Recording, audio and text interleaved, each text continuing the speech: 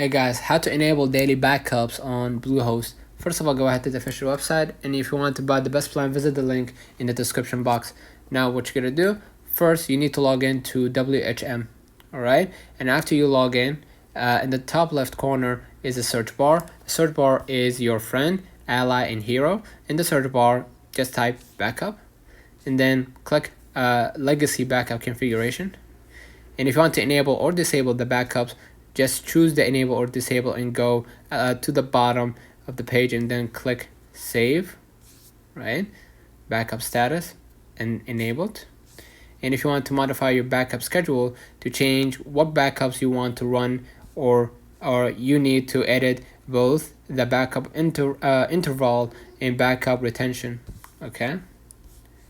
Like you can set it weekly, daily, or monthly. To disable it, to disable the weekly and or monthly backups, you need to uncheck them from the backup retention line and then click save button. Alright. To disable the daily backup, only keep weekly backup, then again disable that daily and click weekly and then save button. Alright. So let me know in the comments if this video helped you. Don't forget to like and subscribe, and thank you for watching.